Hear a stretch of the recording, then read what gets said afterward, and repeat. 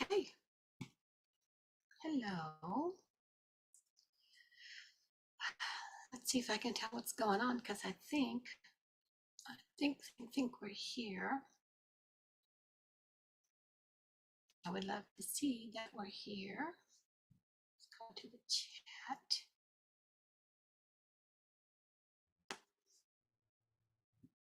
Wonderful. So I see in a few places that we might be here. Let me figure out in another place or two. And I also want to start the recording over in Zoom. Got it. Record to the cloud. All right. So let me go back over to Restream. Yay. And let's see who's here, if I can even tell. But this is awesome. I think I'm here and I'm there and I'm there and we're just everywhere, man. Isn't that a song? Some sort of song. Cross the Rio Grande, man. Isn't that right? You remember that song? Oh my goodness, it's a crazy day today. So I can't really see much else yet. I don't think.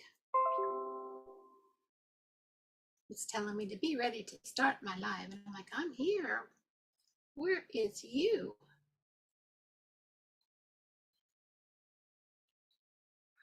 Okay. Diane. Yes. Yes. Okay. But I'm not seeing your chats coming over here. So let me turn this thing off. Hold on. I guess it's just going to be as it's going to be. Maybe I can keep an eye on over here. I don't know. But yay, I say chat. So I have all my destinations lined out and chat. Okay, sorry guys. We'll just have to wait and see what's happening, I guess. But I can see you're here, Diane. So I'm going to get started. Thank you for being here. Today's an awesome Wednesday. I have been involved in creating and doing and just hanging in here, doing some awesome stuff that's taken the time for me. So like, oh, let's get over here. So you all may be quite familiar with this book. You may not be. Can you see it yet? This book is You Are Born Rich by Bob Proctor. So I think the best way for me to tell what's going on is for me to actually go right here and right here. And we'll just have to hang on without me knowing what y'all are saying. But did you see the book? You Were Born Rich by Bob Proctor. Now, I can't tell you how many years I have had this book and how much I have worked with it in the past, but it got put away. It just like over the years, it was like, okay, and then it got forgot. And in my constant training and studies that I've been going through, it was kind of like, oh, yes, I got new stuff that I need to talk about on this because it's pretty awesome. So, and go to the beginning of the book. Didn't start the beginning because I remembered at one time when I studied it 20 something years ago, it made you go through your finances, write everything down. Don't go any further till you do this with your finances, something like that. And I didn't want to do that. I didn't want to see it. I didn't want to look at it. I didn't like it. So, I don't want to do that. And so I put the book away again. So it's like I did it once years ago and I didn't want to do it again. So this time I was led to get the book out and just open it and just start looking at the information that's in this awesome, amazing book. So I'm hoping that y'all are still here with me. I can't tell anything. But when I opened this book too, just kind of lit me up. So the chapter I opened it to is Let Go and Let God, which we know that very well in any of our training. It's one of those catchphrases that we use a lot. Let go, let God. Just let go and let God. So, oh, good. You're still here listening. Good. So I just started there. And I thought, okay, I'm going to read in here. So there's some things that I starred that I'm just going to take a few minutes and share with y'all. And if you don't have this book and would like to have this book, I have a free PDF download on this book on one of my websites, one of my coaching websites, I believe. And so I'll find it. And after this shows up everywhere, I'll post the link for everyone to see it. But it was like mind blowing. So let me see if I can just get to where I wanted to share a few things with you.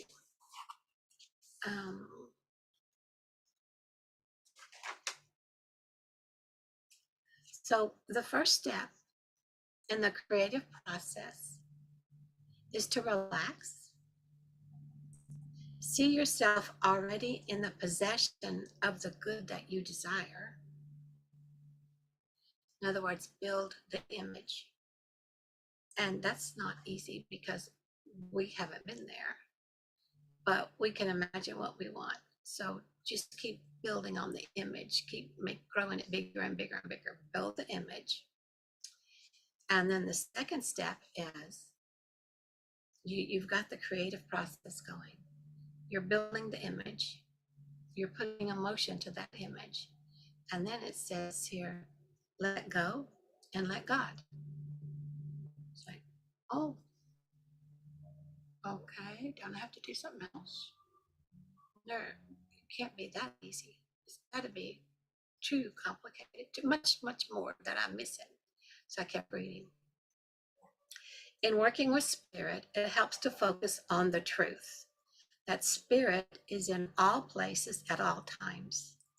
Since this is so, it follows that you possess the godlike ability to tap into positive thoughts anytime you wish and anywhere you choose. Moreover, once you become aware of your kinship with the creative process, that you are in truth a child of spirit, you cannot possibly be anything other than positive, forceful, radiant, and self-reliant in your dealings with the world, a conqueror of those forces which would attempt to drag you down or hold you back.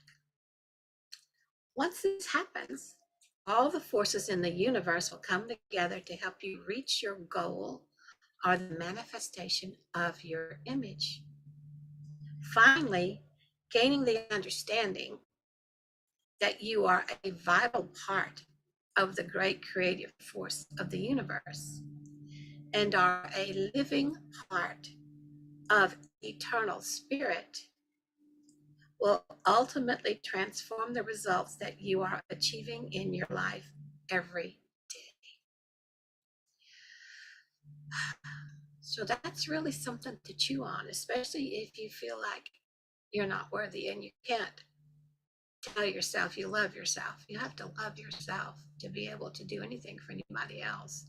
So this is some like knock on the head thinking.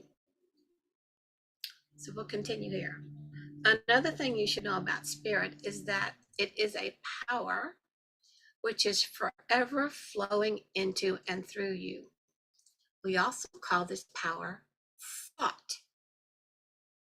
So I just went light bulb on that. I'm like, because I know, we have the subconscious, we have the conscious, subconscious, body results, energy flows in, and you get these ideas, impressions, but it's like, oh, yeah, okay.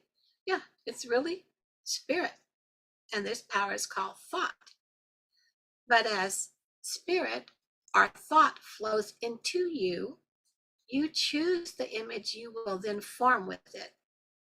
Experiment for yourself.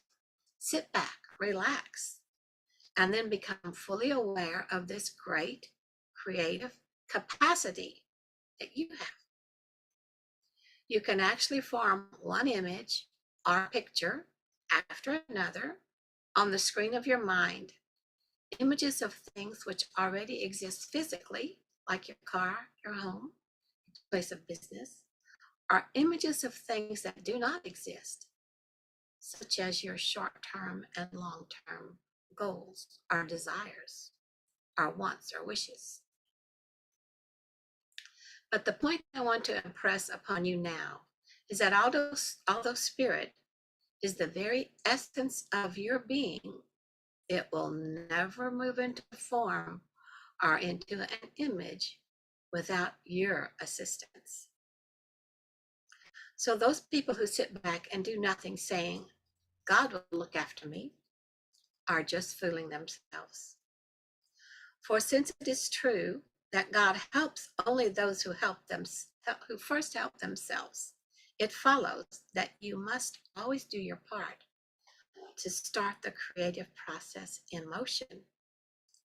You must always build the image and know in your heart the image will materialize. You must come to look upon God as being a great unseen force which inhabits every fiber of your being. And you must also understand that the instant you form the image in your mind, God will go to work in God's perfect way and move you into an entirely new vibration, meaning you will begin to feel differently. So always remember, the new feeling coming over you is really God at work. And although you may sometimes express your elation by saying you feel enthusiastic, remember that the word enthusiasm is just a derivative of the early Greek form entheos, meaning in God. So I'm saying God because he's talking about God. But you can call it spirit, you can call it creative form, you can call it energy, you can call it universal light, whatever you're most comfortable with. But I'm going to read it how Bob put it here in this book because I align with that. We'll continue. Have you gotten some ahas yet? It's kind of like, oh, okay. Your enthusiastic attitude will in turn cause your actions to change and you will start behaving differently. Moreover, not only will you begin to act differently yourself, but because of the new vibration you are in, you will begin to gravitate toward and to attract to you other like-minded people. Strange and wonderful things will begin to happen to you, and with such regularity that you will be at a loss to explain or even to comprehend what's going on. So don't even make an attempt. Just understand it is God's way or the way of the creative force, and accept the good as it comes and expect more of the same in the future. Now, isn't that good? That makes me feel really, really good. Ignore my little puppy. He can't tell where sounds are coming from because he's getting a little old. So he thinks he's heard something. The skeptics will begin to say, you are just lucky, and you should let go of that. You should let it go at that. You're just lucky. For as long as you continue to hold the image in your mind of the good you desire, you will always be rewarded. Just have faith that what should happen must happen, and in the right time, it will happen. Always remember that the image which you keep affirming in your heart or your subconscious mind is being impressed upon spirit, and spirit has the ability to convert your present dreams into your future reality. So there's just a few more little good golden nuggets in here. So on the surface, it might appear from time to time that things are not going well and you may begin to worry you are moving in the wrong direction. But let me assure you, this will not be the case. As long as you keep the image of the good you desire firmly planted in your subconscious mind, for if you do this, you will continue to move in the only direction in which you can move in order to get to where you want to go. And this I have really starred. Don't forget, it is never sufficient to believe in yourself, the divine self.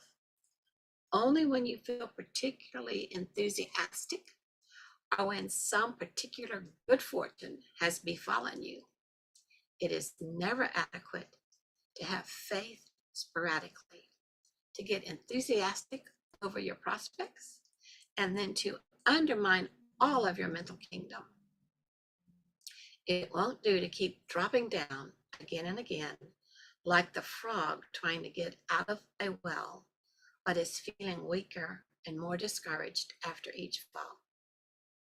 Any person who starts that type of process in motion is letting go of his image of prosperity and is using his creative powers to build images of poverty instead. And as we have already said, God, being a just power, will always give you exactly what you have asked for. But always bear in mind, it is your innermost thoughts and images you are requesting, not the words to which you might only be paying lip service. So God knows your energy, knows your thoughts, knows your heart. Spirit, the universe. You can't fool it. You can't fool them. Therefore, make it a habit to begin and end each day with the declaration of faith in yourself, your divine self, which is only positive words, only positive statements, because divine energy doesn't recognize anything that's negative. It's not apparent to them. So a declaration of faith in yourself, your divine self, and in the power, whatever you choose to call it. Guard this faith zealously as you would your most precious possession, and ensure that it never be imperiled by weak, downhearted, and negative thoughts. So there's work for you out there. There's a great assignment. You've got to catch it when you start to feel yourself in a lower energy or start to doubt, start to be fearful. That's not coming from your divine inner self. Oh, here's what it says. Sorry, I jumped ahead. Doubts, fears, pessimism, and negative thinking poisons the very source of life. They sap energy, enthusiasm, ambition, hope, faith, and everything else which makes life purposeful, joyful, and creative. You must continuously entertain only the mental allies of your ambition and those attributes which will help you realize the manifestation of your goal. For when you are firmly grounded in faith, negative thoughts will have no power over you because they will not be in your harmonious vibration with your new image. You will be mentally strong through the conscious awareness of the Spirit of God within you. So there's much more in this chapter, but I just wanted to share with you. I think it's awesome. There's a couple of little things I've pinked. I've highlighted pink and then I've circled it. I started. Let your image sink deep into the treasury of your subconscious mind. Let yourself get totally and emotionally involved with your image, because by doing this, you are letting go and letting God. And spirit moving within will never lead you in any direction but the right one. Isn't that great? So in this little box over here that I have a big heart around, it says first principle, relax and see yourself already in the possession of the good that you desire. That's your work. That's your job. Second principle, let go and let God. It's no longer up to you. So let me know in the comments what you think, even though I can't see anything here, but I will be able to see it if you comment on the page or in the YouTube, wherever we are, afterwards, and I'll reply. I'll also put the link where you can download the PDF copy of this. I had it on my website, like I said, long time ago. So I'll go find it and share that with y'all. And I'm sending out a newsletter today, so y'all look for that. It's got some more great information in. If you're not on my email list for the newsletter, and you'd like to be, because I'd like you to be, just send me a quick message and I'll reach out to you and you can privately give me your email. Okay? Awesome. Love you all. Have a great, wonderful Wednesday. See you later. Bye for now.